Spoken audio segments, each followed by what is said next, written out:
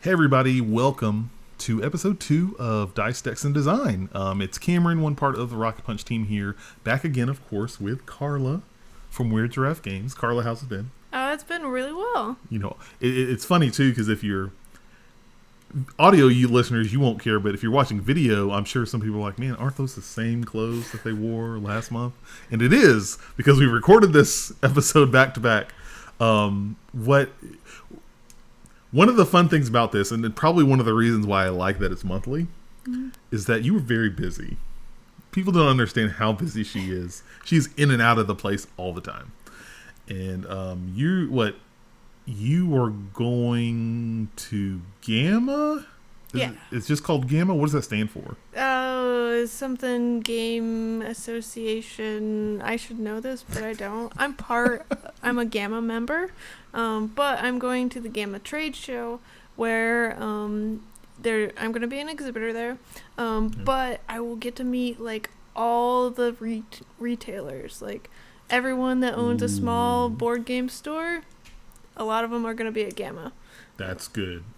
Yeah, so my games are in distribution, and what that means is that board game stores, they often buy from a variety of distributors, like Alliance, and they can order games from a number of publishers, and why they do that is because they can order like one game from 10 different publishers, and then they get free shipping for all of it. They don't have to interface with 10 publishers, they interface with one distributor and get it all, and free shipping is great because the margins are slow. In a way, cut out the middleman, sort of. Yeah, but in reality, you put in a couple middlemen.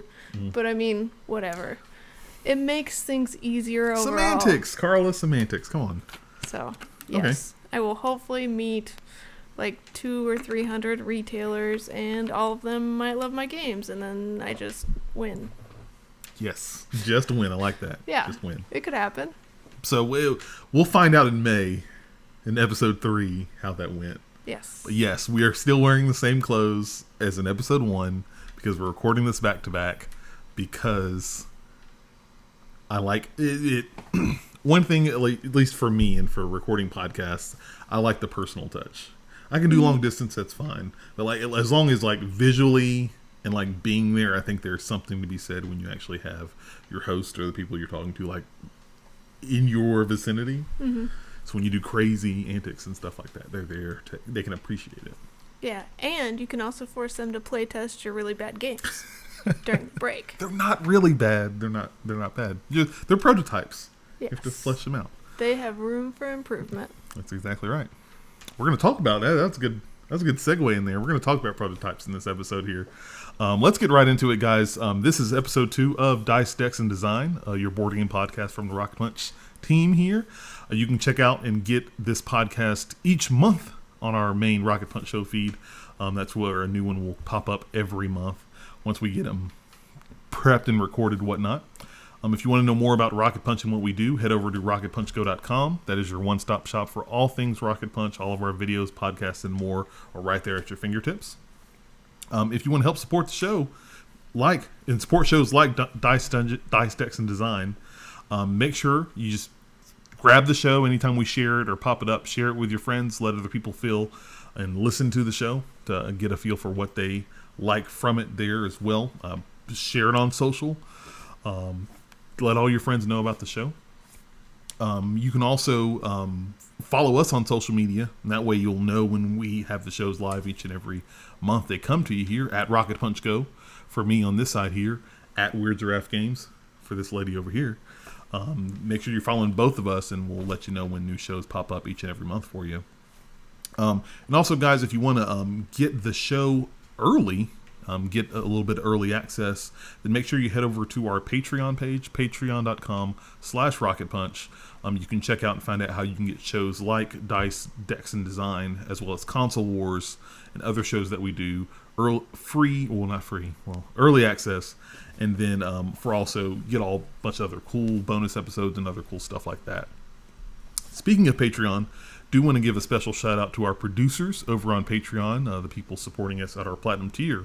So thank you so much to Chuck O, Jossie M, Sam S, Jeremy M, Stephen S, and Tyler H. Thank you guys for your continued support. So, now see, this is episode 2 now, Carla, so we're in our stride. Yeah, we're doing it. We know what we're doing. That's exactly right here. So, if you don't know about the segments and how the show runs, guess what? You can go back to episode 1 from last month, go listen to that, and you'll get a flow for the show. We're going to jump right in. So, Designer's Corner, segment 1. We rolled the dice again. So, we're using the Fail Faster playtesting journal. We actually didn't talk about this last month. Where can they find this? Is this can be found anywhere or? So no, it was made by Jay Cormier in Canada, and there's a URL. It's failfaster.ca because of the Canada, and I believe you can still help the people on order it. But yes, I recommend this because it has a lot of it helps with playtesting. You can list off all these different things about your playtest. Like, it reminds you that, hey, you should record the amount of time and the playtesters' names and like what exactly, like how long it took to like go through the rules and the game and like what the winning player did, because like you don't want a game where the winning player's strategy is always the same. But like you don't know that unless you record it. You're playtesting.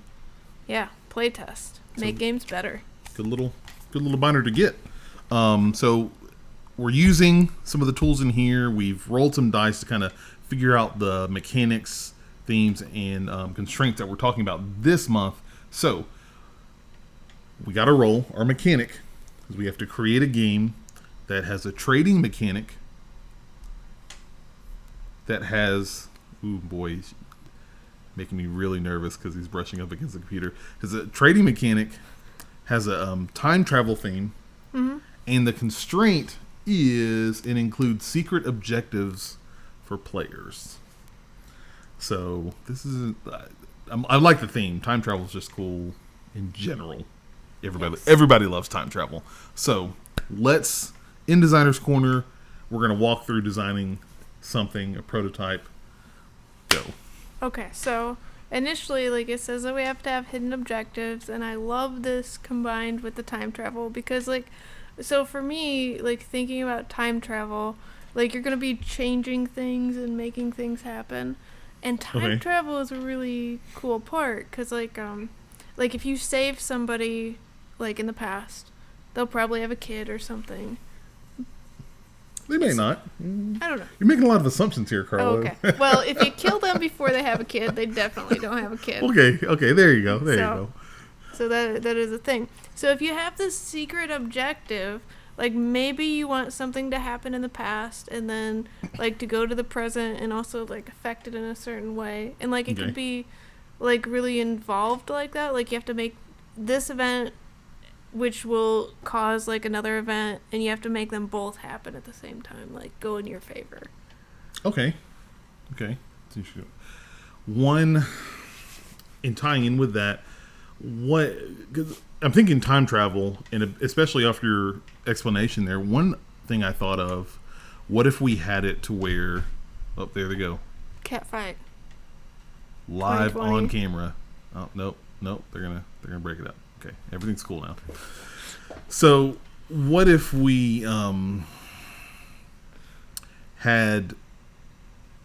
I don't know the type... I can't think of the term or the type of game where, since it's hidden objectives, you have like 4 or 5 people playing, but one of them is the bad guy. Oh, yeah, the one versus many. And you have to figure out maybe who the bad guy is. But in like maybe you're all going back in time and you're doing things and you have to figure out who the bad guy is before they ruin time. Yeah. So I like that. Well, especially coupled with the secret objectives, because like somebody could be doing something because it's for their secret objective, or they could be wanting to mess it all up and you don't know for sure. Exactly. And so a little bit of strategy, a little hidden stuff going on in there. That's time travel stuff, and that does add. How would the secret objectives work? Because remember, our mechanic is trading. Yeah, so that's one of the mechanics. Like I was thinking for secret objectives, usually how I do it in my games, I just have like a card I pass out, and like it's just listed on the card like how to do the secret objective. So you have like the time period where the first major event happens, and maybe the time period for the second major event. Okay. Something like that. Or it could be like an overall sort of objective, like, I don't know, lots of kiwi birds or something like that. Okay. So, like, I don't know. For some reason, I think about this sometimes where, in, like, history with birds and stuff, I think it was, like, Madagascar or some of the islands where, like, a bird would fly to this island, become flightless, and then die because it's bad at things. But, like, that... Not like the dodo? Oh, yeah. Have the dodo? I don't think it was a dodo in particular, but yeah, that was... The dodo was very bad. Yeah. But this kept happening for, like every, 1,000 or something years. It would go, evolve, and then just die out. And it's just so weird. Interesting. I wonder why that became a habit. Okay. I don't know. It wasn't a good thing, but... well, obviously, they're gone. Yeah, they'll be back, theoretically, unless we, dump that island into the ocean. I mean, we could go Jurassic Park and just, get the mosquito and amber and do that. Yeah. Cool. But, it could be something like that, where you just, maybe this is an evolution type of game or something. Well, it could be, more, history, making sure, people meet other people. Or it could be, make a butterfly the size of a bat happen. Oh, I figured you would just go to Australia for that.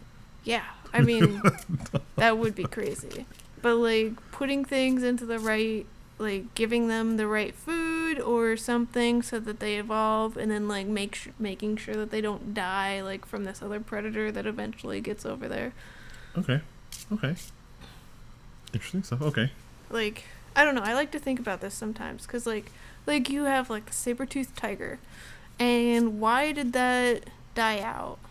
Well, it could have been because, people hunted them or they hunted the mammoths, and so they didn't have enough food.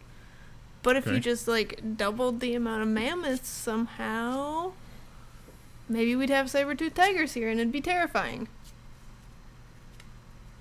I mean, terrifying or cool because we had saber-toothed tigers. Yeah. Unless they ate think us. about that. That would be a problem, wouldn't it? They ate us. Yeah. But we do need resources in this. I'm not sure what the resources should be because we should probably think more on the theme a little. Do you like people more or messing with evolution and animals and stuff? See, that's what I'm thinking about.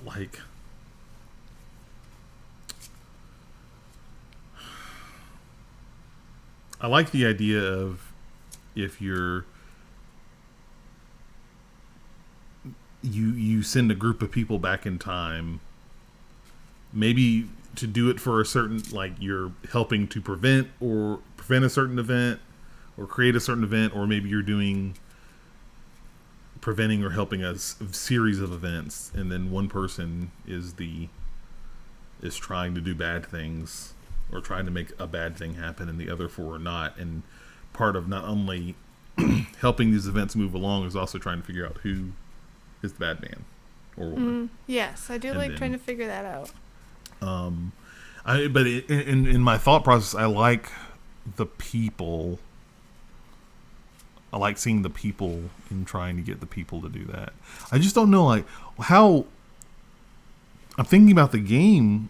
Do you think it should be something where it's just one instance and they go through that, or is it something where they go there are stages in the game and there's maybe you go to the Mesozoic period and then you go into the 1600s and then you go to the 1800s and the Industrial Age, and you go to different or what if the game was built around different you have different eras and you got to choose which era you went to?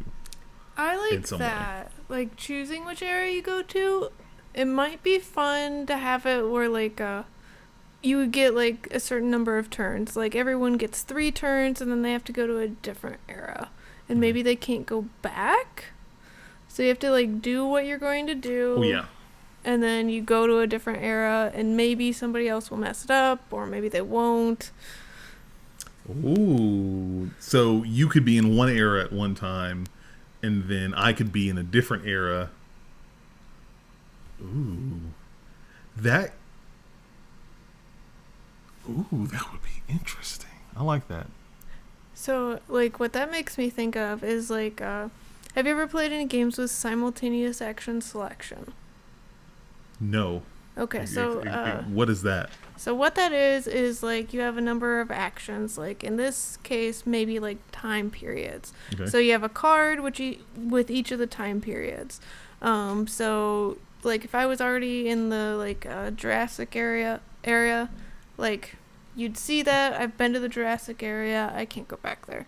We all put down a card at the same time, and well, you wait until everyone's put down a card, and then you reveal at the same time, and then you get to see like, oh, did you go to like the 1800s? Well, I went to the 1900s, so we're not going to be there at the same time. But other people might have I might have thought that you were going to go to the 1700s, so I went to the 1800s, but you thought I was doing something else, so now we're both in the 1800s. Okay. And we just have to, deal with the fact that we're in the same time period at the same time. And hopefully, like maybe that's a good thing, because then maybe I can, like, really know what you're doing and, like, mess with you a little to see if you mess back. To try to get some more information about what you're doing. Yeah. Okay. Or fix it. Like, if you're the traitor, then I am just going to undo everything you're doing. That's true. We're trying to find ways to, like, block and prevent. Like, I think this guy's the traitor. Let me follow him. Okay. I like that. That's good. That's a good idea. Okay. Okay. Very interesting. So, I think we've got the theme down. Yep. So we're in the time period of people, and we're interacting with them and trying to make weird things happen, I guess. I think we've got the constraint down pretty well. How does the trading work into this? That's the mechanic we got to put in the game. The thing about time travel is that different things are really valuable at different times. Like, so there was probably a time where, like, gold was really abundant, but, like, kind of useless. Like, because gold is really, like, malleable, so, like, you couldn't have made weapons out of it and stuff like that. Yeah. Or, like, if you knew where a diamond mine was, you could just go and get all the diamonds, and no one else cares about diamonds because they're more, like, they care about food. Like, they're not... That's a good point. So, what I was thinking is, like, you go to different time periods and, like, you can trade in your different resources for, like, a certain amount of currency. But, like, if I go, like, the first place I'm at is the place where diamonds are really abundant and nobody cares about them, I can get a lot of them. But then I go to, like, the future where people, like, really want these large diamonds, so I can trade them in and get, like, a lot of gold or something else that I need. Okay. That's a good point. Okay. I like that. So, like, then you're, like, choosing between, like, do you trade them all in, or do you save some? Like, do you bank on something? Because, like, maybe in this game, like, we could do the simultaneous action selection and both go to the same area. Or it could be that, like, well, I don't know how time travel works, but if we both try to go to the same era at the same time, maybe, like, both of our ships just, like, one goes one time period up and one goes one time period down, and we're just in a different time now. That's true. Okay. Well, if we do it in time areas, so as far as the trading and whatnot, what if we did? One idea I had was, okay, so I'm gonna pick time periods: 1600, 1700, 1800, 1900. We'll just grab all four of those, and go piggybacking a little bit off what you were talking about, where gold was maybe more abundant, but maybe not needed at one period, but now you go to another time period, it's more abundant. What if there were, in each era, there were different places you went to. Mm-hmm. So let's say you went to the 1600s, but then and so that way, if multiple people go to the same era, somebody could be in the 1600s in Europe, Mm-hmm. and then someone could be in the 1600s, but in China.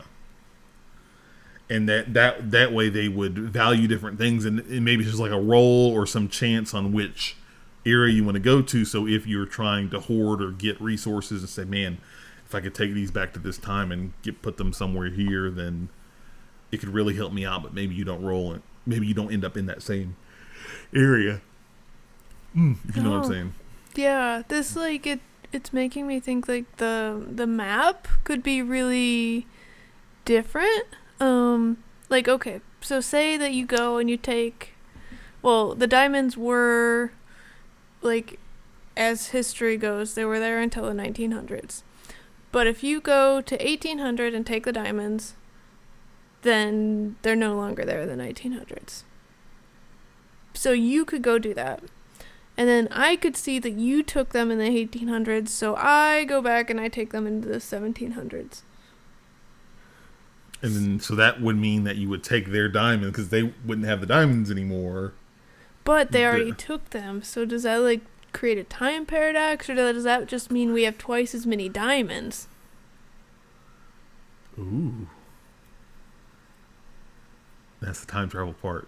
How does my head's thinking, like, how would that work in there? Ooh, boy. Because, like, well, you don't know if somebody, like, goes there and puts them back.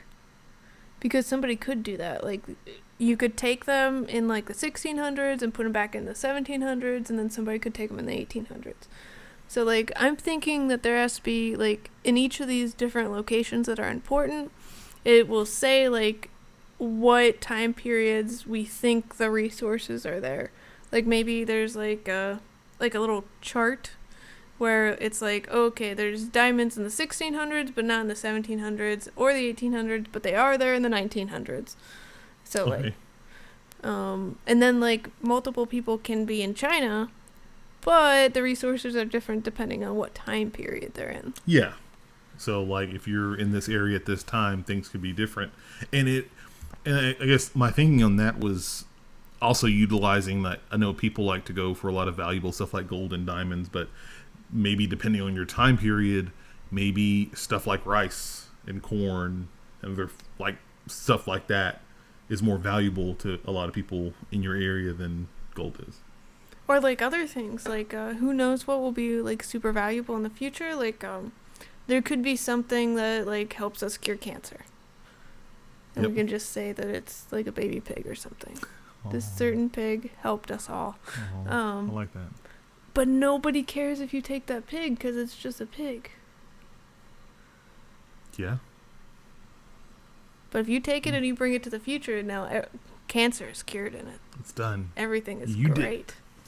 So maybe, like, well, what that makes me, like, think of next is, like, we all have this secret objective. Like, we know, or, like, I know if I take the baby pig that has a certain, like, genome or whatever it has, and if I take that to the future and show it to them, they'll figure out how to cure cancer or, like, the common cold or something.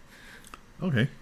That would be cool. I like doing that as special objectives. Yeah, like, so you can save all these people, but, like, nobody knows why you'd take that pig. Or, like, you could just go to, like, some time period and get penicillin. And what would happen if you brought penicillin back, like, 300 years? Ooh, that's a game changer. Okay. Yeah, just teaching people how to wash their hands would be a game changer. You're right about that. Okay. But yeah, different things like that. So, like, I really like the idea where, like, you take things back and then there's a ripple effect, like, because, like, maybe I'm the first player. So I do something and then, like, maybe between each player's turns we have the, okay, time has continued and, like, the effects have gone through. So, like, you can kind of plan for your turn, but you don't know what I'm going to be doing, so there's going to be something that I do that might change things for you if you are further in the future than I am. Yeah, I think especially with the time travel theme, I think that would be a great thing to have and add in there. How would the trading work with that though? I think the trading would mostly stay stagnant, like depending on each of the different eras. Like if you're in this era, like I don't think we can like affect humanity that much. Or maybe we're gonna say like in this story we're doing very minor things that don't like completely trash the timeline. There's no fun in that though. I don't know. Maybe there is a little Yeah, bit. like if we had it where we're like, oh yeah, space travel exists, people of the 1600s. Let's talk about aliens. Wizards from the future. Now I'm still trying to I'm still trying to think of like where the trading part of this game comes into play though, because that's the mechanic. At least one of the mechanics. We Yeah, have one to of put the in there. mechanics. Well, I think it's just how you would get money and stuff, and like kind of also your goal, because you have to like, well, you have your time travel machine, but you don't have everything that you need for every time period. Like each time period, like if you took your credit card into the past, it wouldn't work. It's useless. Yeah.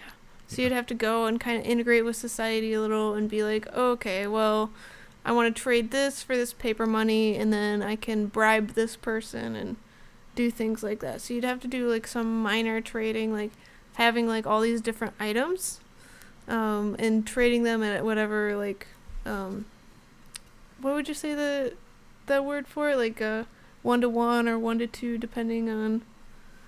I don't know did I say a word for that? I don't know. There's something that says like, because if each time period has a different like, I don't know, way that things convert, I think that would be cool.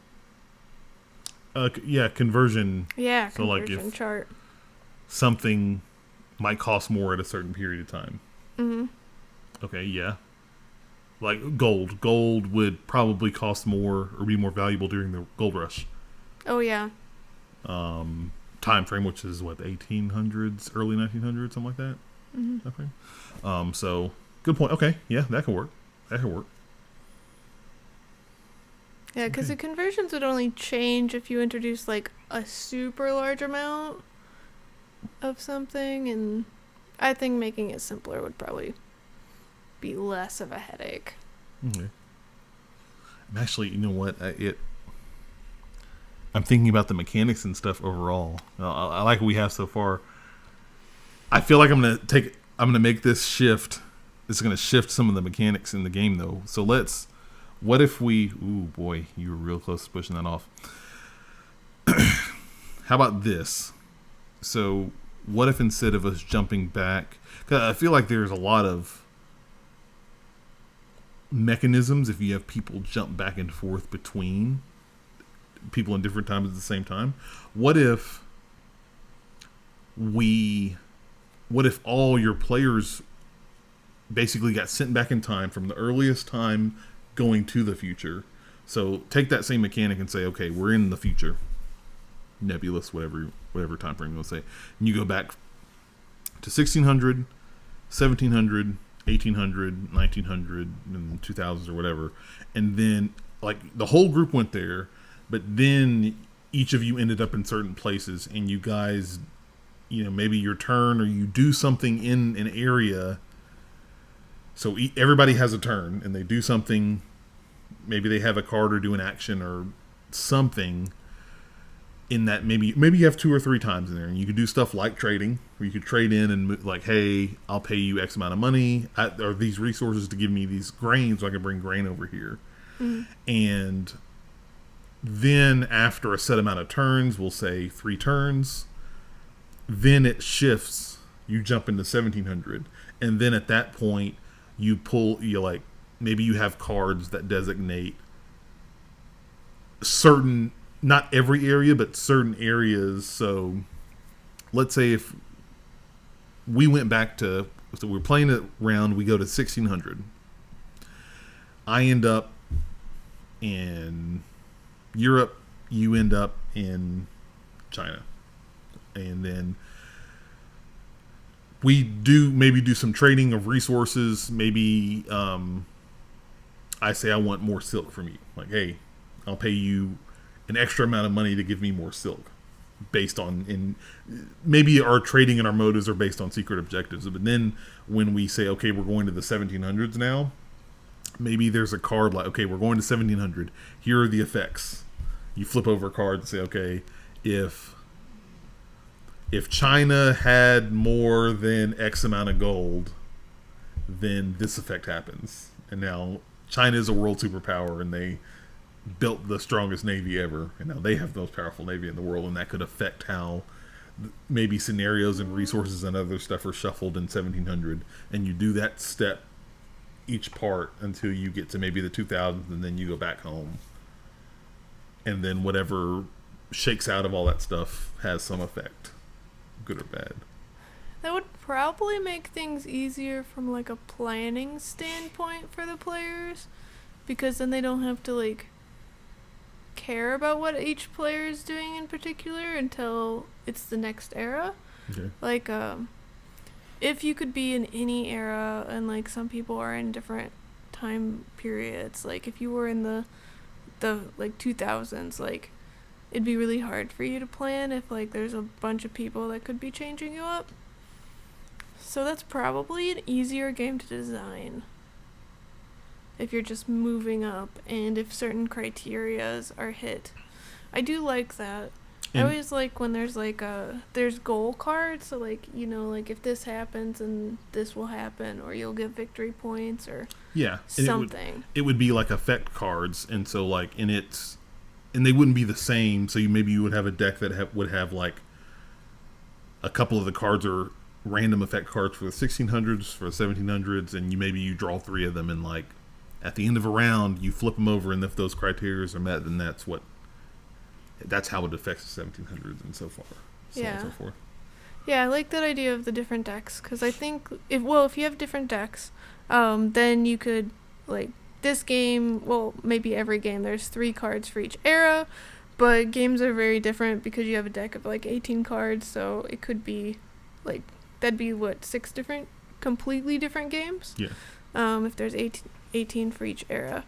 And then maybe there's some sort of way where you can like add a card, or like do something like that, or switch out a card, so you can like make some, like if there's a bunch of cards and they all care about like 1600 China, but you care about North America, you can be like, oh, okay, I want to trade a China card for a North America card with some power because you did something. And that trading and stuff would kind of help coincide with your secret objective and what you wanted to do. And so like I think it's something where like in that process too, everybody's doing these moves and making these changes, but then you have your secret objective and you don't know what your secret objective is until people don't know it, and then when you finally get to the future, you see what the ripple effects are, and then you see the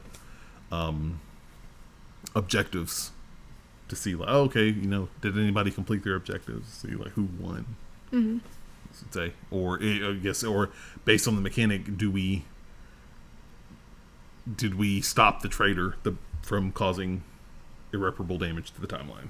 Yeah, I like the idea of that, like of having an overall goal as well. Like if this happens, everyone but the traitor wins. Yep. Or whatever. Like maybe like Utopia. Like in Utopia might happen if there's no like power that is like crazy a lot better than another power. Like if you are always in China making China better, and then China just gets so it's overwhelming and nobody stops it, then obviously, well, maybe Utopia will happen, but like in this game, like no one country can get like too much power. We're looking at a future a la Star Trek. Yeah. Where like it's everybody's equal, everybody's on the same page, everybody's cool. None of that like one power, one nation rules all type of stuff. So. Or like another way to do it could be like if there's no like 2 countries that just hate each other, like maybe there's a way to make rivalries happen, and rivalries are sometimes good. Like for the U.S. and Russia, like if we hadn't had the space race, we might not have gotten to space. Yeah. So some rivalries are good, but like you can't have it so we just start nuking Russia. Like there's a fine line between like competition and, I don't know, death. Man, there's a fine line between competition and death. I want that quoted somewhere, like Carla Cobb, Weird Trap. On the box. On the box. That's going to be on the box for this game. So, I think that gets us in a good place. So, we've got, let's go through here. So, our mechanic was trading. Mm-hmm. So, and our theme was time travel, and our constraint includes secret objectives for players. So, basis of our game, let's review, is that we are time travelers from the future. We are going through each, for the sake of this explanation, centuries, starting at the 1600s, 1700s, 1800s, 1900s, 2000s, and then we go back to the future. Everybody goes to the 1600s, and we, through chance or variety or whatever, we roll this, we end up in various places in there, and then we do trading to try and manipulate, commerce or various things within that time frame. Well, and to introduce new things, maybe. Yeah. And then we have effect cards. So after maybe a set amount of turns, we go to the next century. And depending on if certain effects happened in the 1600s, they will affect how the 1700s will go and what the status quo is, and so on and so forth, until we get back to the future. And then we also have, each player has their own secret objectives to try and make things happen. Mm-hmm. And then one of those players will be the traitor, who will try and cause bad things to happen, or at least cause somebody to consolidate power. And the objective, I guess, in the big thing is that having a utopia, whatever that concept is in the future. Then if you create a utopia, then everyone but the traitor wins. But if you can't create a utopia, then the traitor wins. Mm-hmm. Am I getting that right? Yeah. That's good. Okay, we got it right. Cool. That's a fun game. I would play the hell out of this game. What are we calling it? Well, not chuck that timeline. Yeah, we can't do that. That only works in certain occasions, so we can't do that one for this.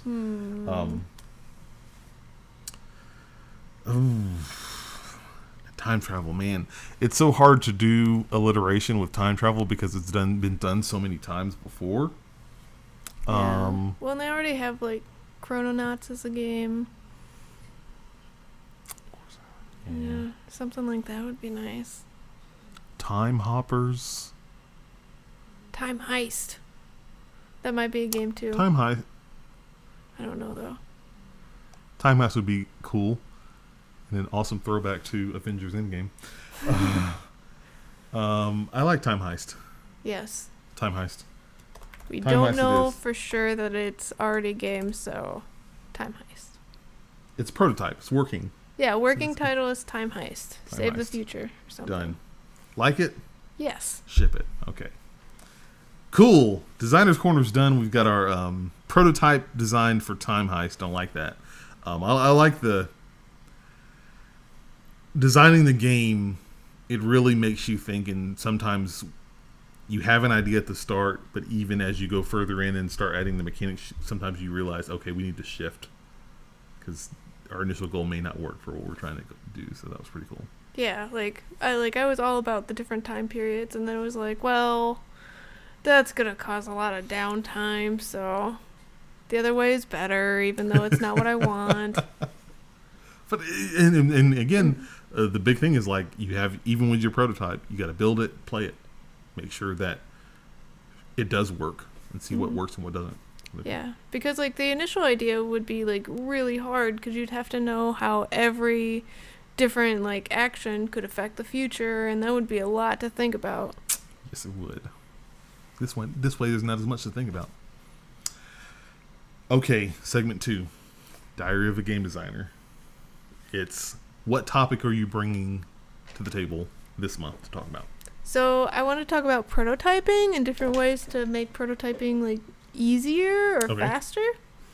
So there's different ways you can make your prototype, and when we talk about prototypes, what we're talking about are like basically the game that you've designed in a physical way. Okay. Like, you can spend a lot of money and get like official cards printed every time, and some of my friends do that, but like that costs money and time, and you could do it a lot faster and easier.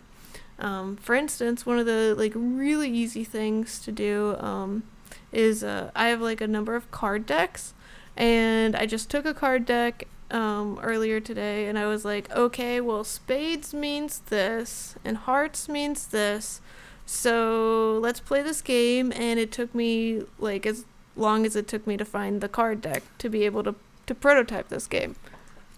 That's pretty cool.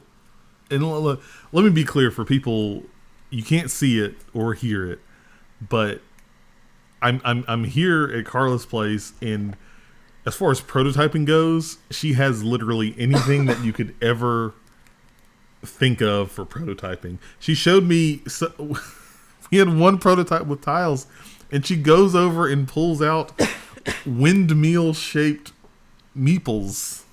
Yeah, little tiny windmills. And I'm like, where? Like, who? Number one, who makes those? You know what? I want to make these little pieces that look like windmills, just out of the blue. Mm-hmm. And number two, how do you just have them? Oh yeah, I've got those. Let me pull those out. Oh wow, I like windmills. That's how I got them. But you can get them at the Game Crafter.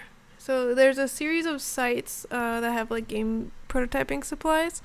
Mm-hmm. Like the game, like you can get like normal things like the little people figures, which are called meeples, or people call them that. Or you could get windmills or dinosaurs. Like I have a bunch of laser cut dinosaurs, which I don't know what they'll be, but they're something. How I've been designing lately is I just have lots of things that will give me inspiration. Like I go to Target or like the dollar store and I buy like little random things. Like I buy like little mini erasers because, well, like kids collect mini erasers and it's like $1 to get, I don't know, a giant bag of mini erasers. That's very inexpensive. Yeah, well, it's inexpensive, and it's just this little component that can inspire you. Like, instead of using a little cube, like, tons of designers have a bunch of cubes, and they use those, and that's fine. But having a little pizza is, like, just so much more inspirational than saying, like, oh, yeah, this cube is a pizza.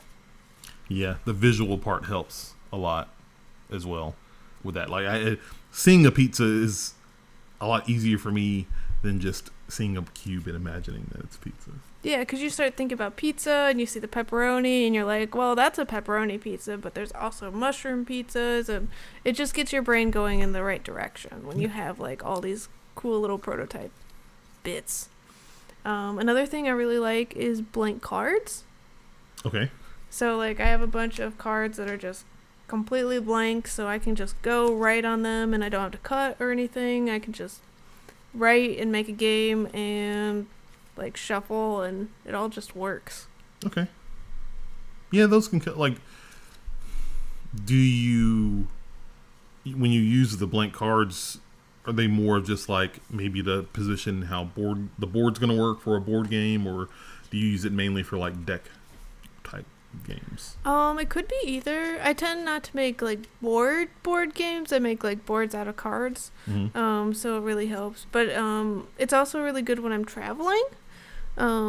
Well, because when I'm home, I can just print something out and cut it, and it can be in whatever size or shape or whatever. It can be colors. Yeah. But when I'm traveling, it's much harder to find like paper and things like that about. True enough. Yeah, true to that. So we're talking about prototyping. Like, through your experience, what are some other best practices that you've run into with prototyping? So I like to do prototyping like super fast, and I like to use spreadsheets a lot. So I use this program called Nandeck, where Nandeck, you can go in there, you can make a spreadsheet of all your card data, and you could say like, oh, okay, I want the title up top and be this font and everything, and you make your what your card is going to look like. Okay. And then you generate a PDF based on it. Okay. So you do that, and then maybe you play test and you realize, oh, this card text needs to be updated. Okay. Well, if you had like each of your cards in Word or something, and you'd have to like find them and change them, that takes a lot of time. But if you use Nandeck in a spreadsheet, or like there's other things that use spreadsheets as well, you can just update the spreadsheet and click generate, and you have a new PDF. That's nice. That's very handy. Mm-hmm. And Nandeck, Nandeck. Yep, Nandeck. Oh, okay. Nandeck has a lot of different things. Like what I try to do is every time I use Nandeck is to like figure out something new with Nandeck, so that every time I'm a little bit faster. For instance, there's a site called GameIcons.net. It's game-icons.net. Of course. So it has a bunch of just free icons you can use, and you can make it like different colors, different whatever, and you can put it on your cards so that your cards look a little better than you graphic designing. Okay. So one thing with Nandeck is it can use the Game Icons font.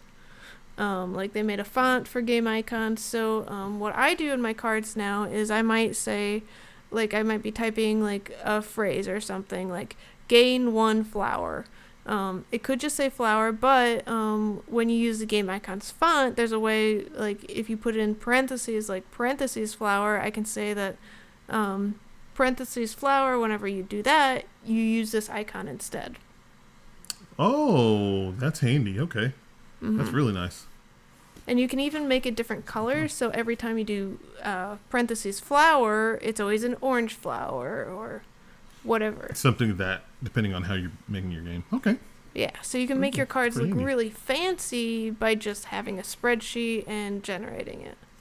Okay. Yeah, that's pretty handy. That's good to know. So, one other question in my brain I'm thinking about with prototyping is,